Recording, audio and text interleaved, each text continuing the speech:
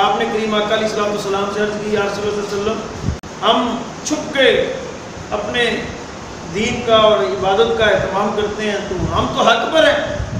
حضور نے فرمایا بالکل حق پر ہیں. تو کافی اب حاجت کے بعد ہم چھپ کر نہیں پڑیں گے, اللہ نہیں پڑھیں. پھر 2 صفیں بنی.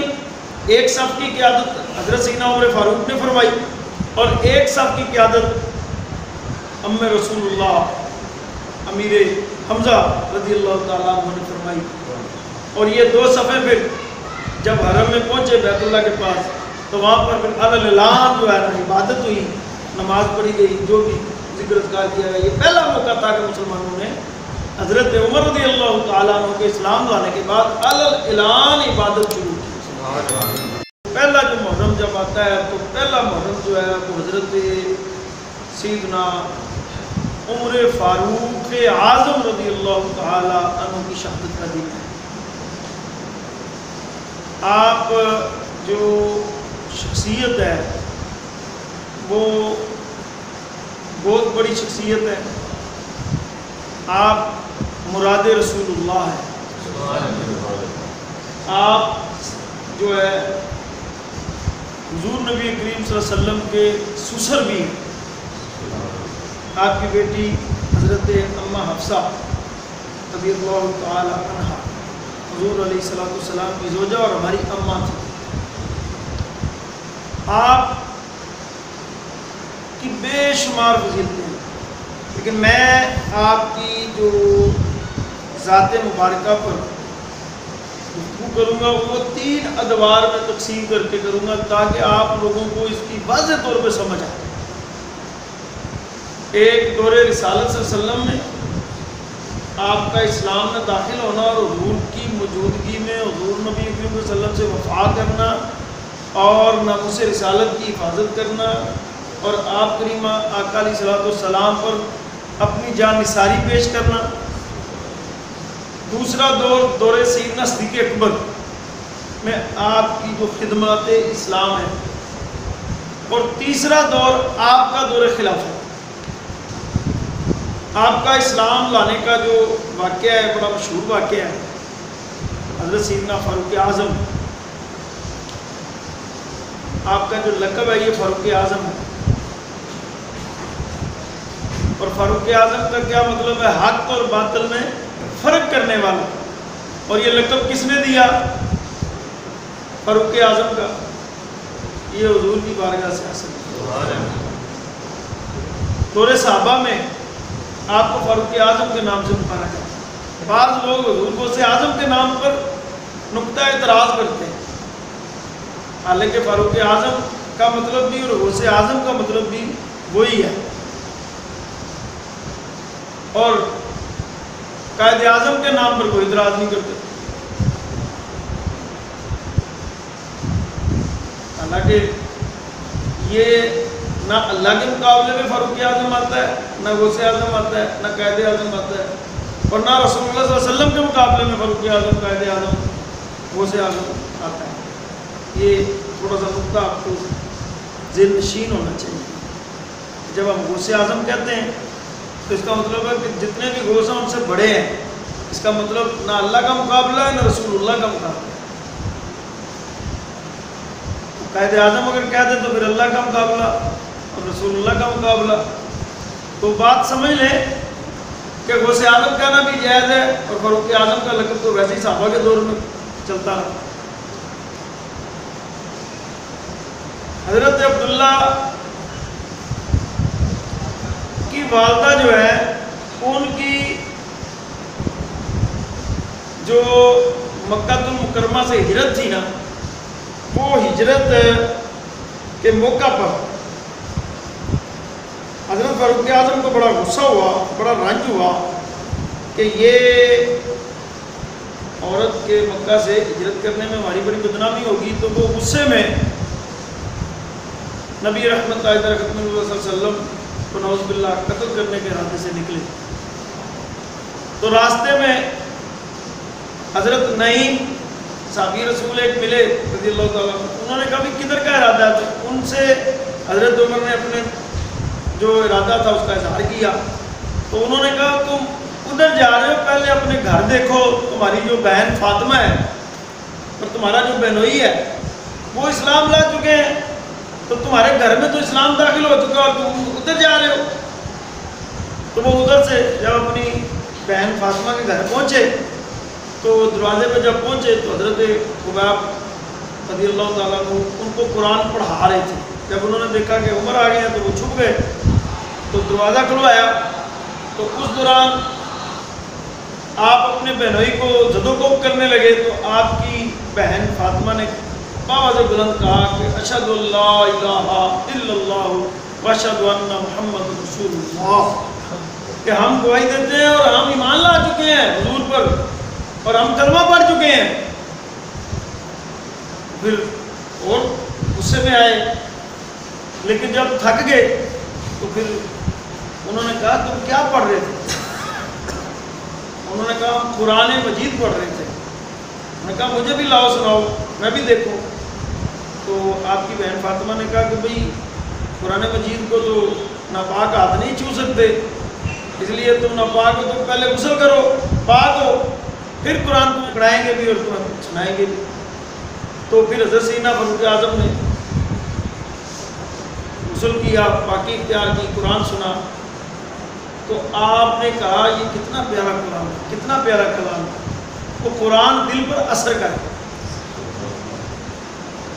اچھا، آپ نے کہا مجھے حضور کی بارگاہ میں لے چلو۔ پھر آپ حضور کی بارگاہ میں پہنچے اور آپ نے حضور پر ایمان لا کر کلمہ طیبہ پڑھ لیا۔ آپ کے اسلام لانے سے کتنے دن پہلے؟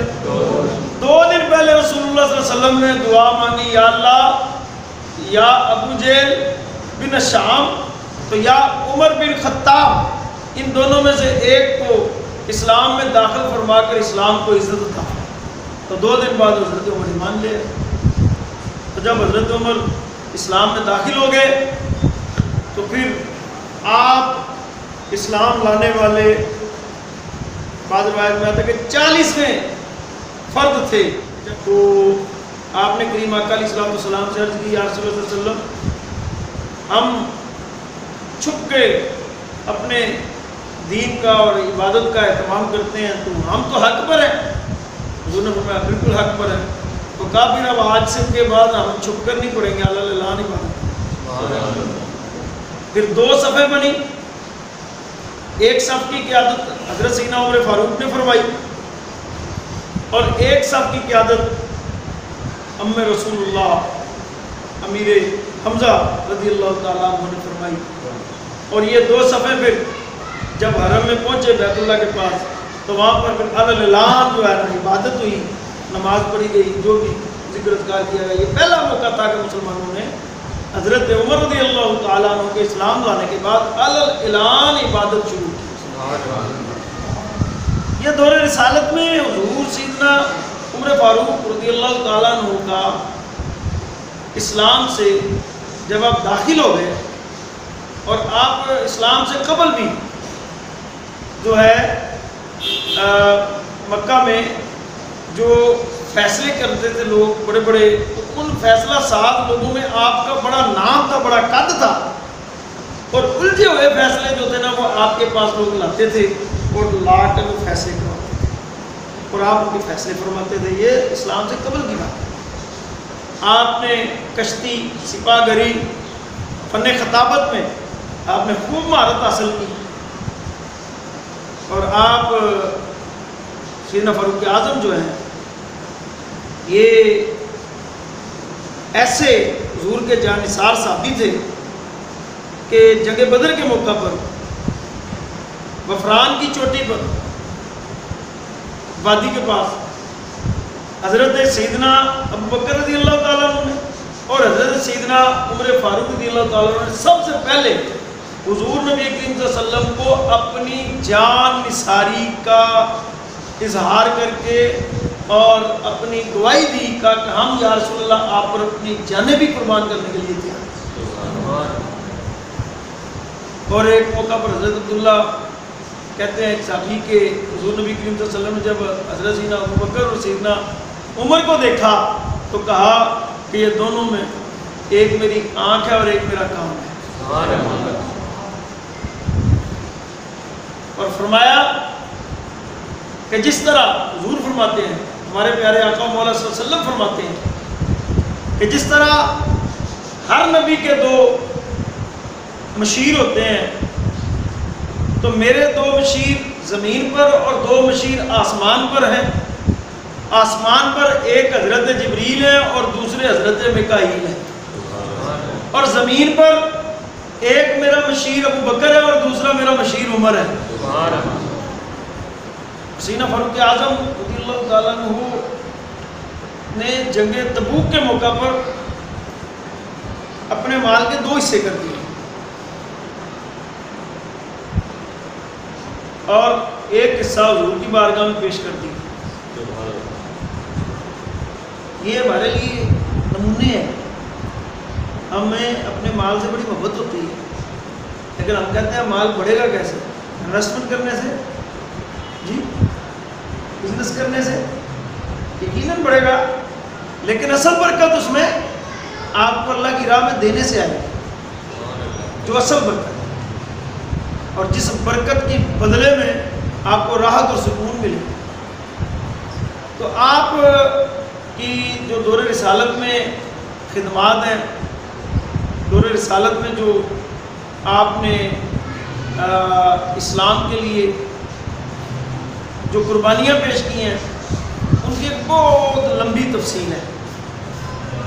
اس کی تفصیل اگر ہم بیان کریں تو بہت وقت درکار ہے۔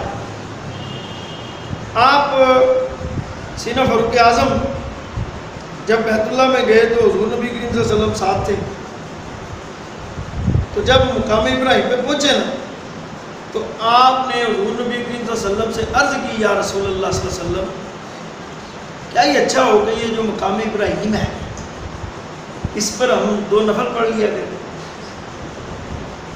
لو، سینہ فاروق اعظم کی بات رب کو اتنی پسند آئی کہ رب نے اسی وقت آیت مبارکہ نازل کی۔ سبحان اللہ! کیا آیت مبارکہ؟ وَاتَّخِذُوا مِن مَقَامِ إِبْرَاهِيمَ مُصَلًّى۔